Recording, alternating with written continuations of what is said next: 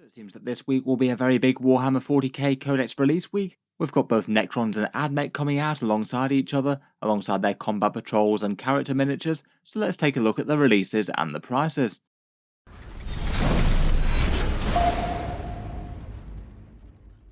Hello and welcome back to Auspex Tactics, where it seems that the next couple of codexes of Warhammer 40k are here. We've got both the Necrons and the Admech dropping on Saturday, so not long to wait for the juicy new rules and details of their new formations and things, plus a bunch of new character miniatures and new combat patrols. Let's talk through each item on the release schedule, what price it is and whether or not it's looking good or bad by Games Workshop's normal standards, and any other details we can expect. It does look like it'll be a busy one on the Warhammer rules front. The pre-orders go live on Saturday the 25th of November, and then full release on the 2nd of December when you might get some of these in stores.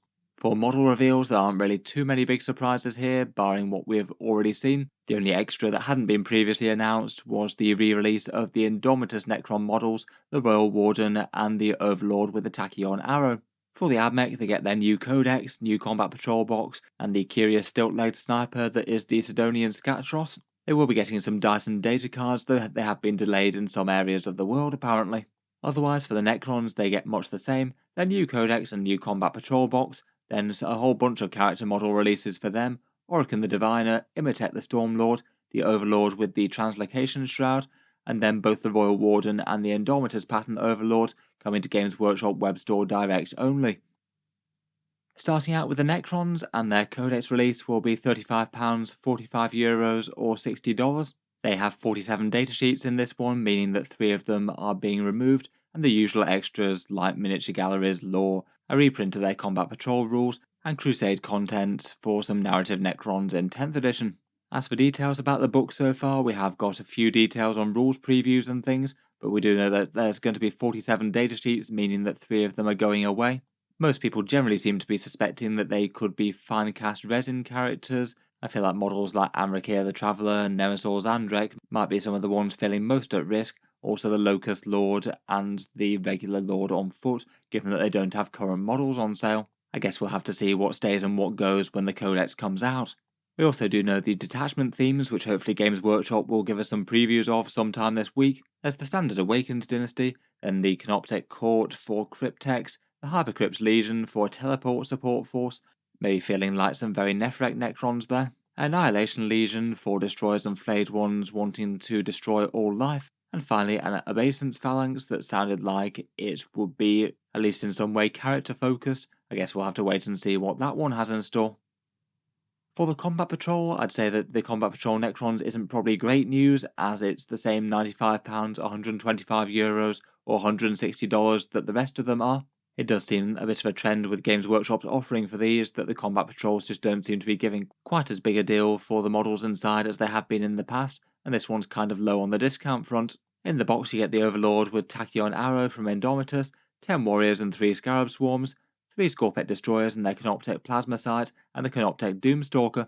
Admittedly, for points in the box it isn't that bad at the moment. Judging by current points from the balanced data slate, it's 470 points on the board right now. That's better than some combat patrols out there, notably the Admech one releasing alongside it. But the discount on this one is a bit disappointing really. It's slightly under 20% off buying these kits individually, so quite a lot less than say the 30 to 40% that seems to be a bit more standard for Games Workshop combat patrols. I'm not necessarily saying it's a bad box though for people who want to jump into the faction, but maybe not quite as many miniatures in here as there perhaps could have been.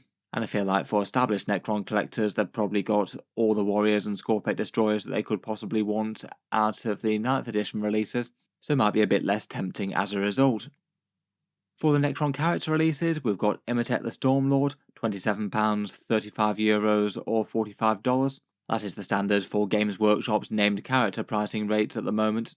In general, I do consider the pricing for their character miniatures a bit on the excessive side, and for the named ones they put on an extra few pounds or dollars compared with the generic options in the Codex, even if their miniature's roughly the same size. I feel like he's a nice enough Overlord model, maybe not enormously distinctive from the other Overlords in appearance perhaps. In their preview article they did say that he'd be keeping his current special rules, mainly farming a whole load of command points and having some power to call the storm up close. He maybe does feel a bit weird though, in that his buffing abilities don't really help the squad that he's with that much. He's more just a CP machine and a damage machine that are chained together. Next up we have Orokin the Diviner, all very snake-like with his Canoptech tail and hooded head appearance. He's the same price as Imatech, so £27.50, €35 or $45, and his rules are also here to stay as well. He grants a 4+ invulnerable save to the unit that he's leading, which is particularly nice for Necron warriors. And once a game he can decide that the stars have aligned and get himself a lot more damage in melee, with a bunch of fairly scary devastating wounds attacks. Quite a fun new miniature I think, even if he is an expensive one. It looks like he's found himself an arcane Rubik's Cube to have a play with in his right hand. Then we've got the other new character release, the Overlord with Translocation Shroud. He's £24, €31.50 or $38. Again, I consider a lot for any one single miniature, but relative to Games Workshop's pricing, that could be a little bit under what it might have otherwise been. Quite a few of their generic captain and commander models go for just a tiny bit more than this. His special thing is the Translocation Shroud, which allows him to get some abnormal movement across the board. When the model's unit advances, you get to add 6 inches to the move characteristic, as well as allowing their squads to be able to move horizontally through enemies, which might be handy if you're surrounded, or need to go through some enemies to get to an objective or something. I guess could be kind of big for any options that get the option to advance and deal damage. This miniature is a bit of a quirky one. The Translocation Shroud is rendered as some sort of digital pixel effects, and is basically half in and out of reality, with elements like his staff being missing part of the middle section, the same with some of his legs. Overall quite a fun mini. Not sure whether he'll get his own datasheet in Codex Necrons, or he might just be a war gear option for the regular Overlord. Finally, for the Necron characters, we have the Royal Warden and Overlord, as previously sold in the Indomitus box, and then the 9th edition starter sets. It looks like, as with the 9th edition ones, they're going to be coming back as individual character releases, and it does look like they're going to be from Games Workshop's direct web store only, so not from third-party discounters. If they go for the same prices that the Indomitus Captain and Lieutenant went for, the Royal Warden might be somewhere around £22.50, €30 and $35. The Overlord would be a bit more, at $25, $32.50 or $40. Might possibly be a little bit cheaper than that, and of course you can get him in the new Combat Patrol as well, for those that didn't already have them. I think they're both nice enough miniatures, though if you collected Necrons in 9th edition, there's a pretty good chance you might already have copies of them. The Tachyon Arrow is a fun burst of damage on the regular Overlord, though it is kind of hard to pass up the Resurrection Orb. The Royal Warden can give you assault to your warriors or immortals' weapons, so maybe have them moving a little bit faster around the board while they're shooting, and also chip in with his Relic Gauss Blaster. Finally, for the Necrons, we've got their dice and data cards. The datasheet cards are £20, €25 or $35. The dice are £18, €23 or $32. The datasheet cards will likely just be the datasheets out of the new codex if you want the handy reference in-game. Could be an option for the codex rules to save a bit of money compared with buying the complete codex if literally all you want are the datasheets and you think you're just going to be sticking with Awakened Dynasty or something. Kind of hard to get too good a look at the dice when that's the promo shot for them. I'm going to suspect that they've got a Necron glowing green type symbol on the side of the 6. Then we get to the Adeptus Mechanicus. The codex will be £35, €45 or $60. In this one there's going to be 30 datasheets, which tallies with the amount that we have now, plus the new Sydonian Skatros. Again, Combat Patrol and Crusade things for the Omnissiah included within this one. Likely a few tweaks to datasheets. Hopefully they managed to make a few of the units feel a bit more imposing or dangerous on the table. I feel like they've been compensating for a while by making them very cheap per point. Though perhaps the main emphasis is going to be on all the new detachments, a Skitarii Hunter cohort, built around the Skitarii keyword, and maybe feeling it a little bit Stygies 8. The Rad Zone cohort that we have at the moment, with some new and improved rules for the Rad Bombardment, which doesn't do that much right now. A cohort Cybernetica, which will have some good boosts for Castellan robots apparently. A Datasarm Conclave focused on the Tech Priests and the Cult Mechanicus, and an Explorator Maniple, some sort of theme with going out to recover Archaeotech. Perhaps that one's the most mysterious at the moment. I guess it could be vehicle focused or something. Seems that the one character release for the Adeptus Mechanicus this time round is the Sydonian Skatros Sniper. He's £24, $31.50 or $38. Again, around about standard Games Workshop price in there, though you do get plenty of legs for the money there, I guess. In-game, he can either be equipped with a Transuranic Arquebus or a Radium Jezzail, depending on whether you want to more focally hunt infantry characters or just be a more general threat to just about anything. He gets Lone Operative despite those stilt legs, so you can't be shooting him at long range even if you can see him. And looks like he has a head swap as well. The one with the arquebus has a different style visor to the one in the regular photo.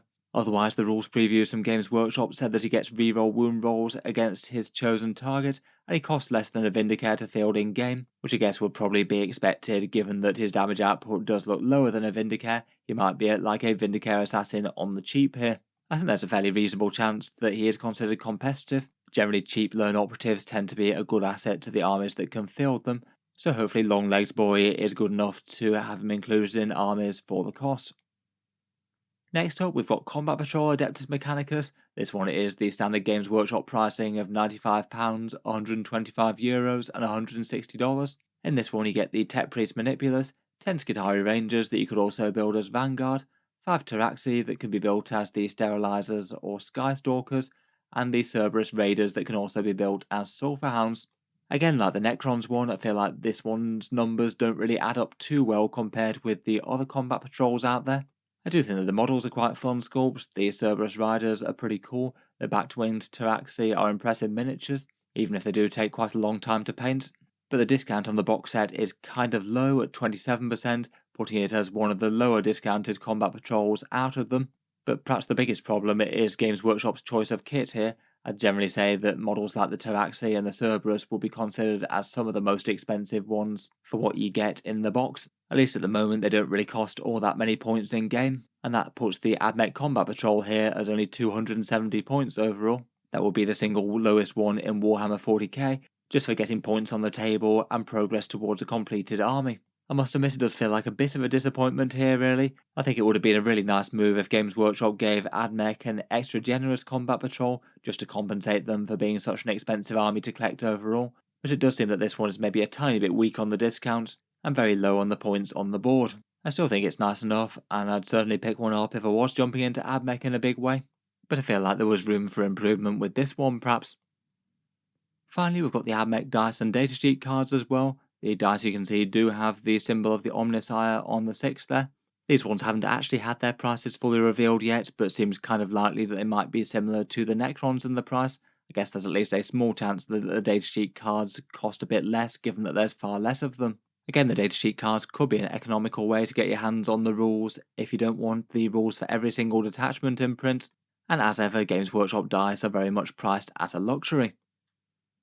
Overall, it is quite a big release week for Warhammer 40k. Let me know what you make of the Necrons and Admech releases and the prices down in the comments below. I must admit I don't feel like there's enormous amounts of good news price-wise on a fair few of these really.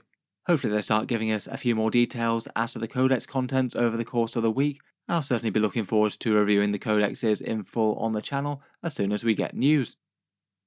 If you've enjoyed the video, then feel free to subscribe to Auspex Tactics, or I'll certainly keep the regular 40k videos coming. I do tend to post new ones just about every day.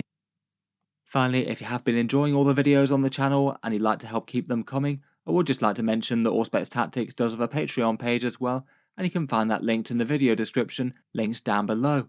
Channel patrons do get a fair few advantages, seeing certain videos early, regular votes to see what sort of things happen next on the channel, and automatic entry into the regular prize giveaways with a chance to win some big model kits each month. If any of that sounds good to you or you'd just like to help support, the link is down in the video description. In any case, a massive thank you for listening, and I'll hope to see you guys next time.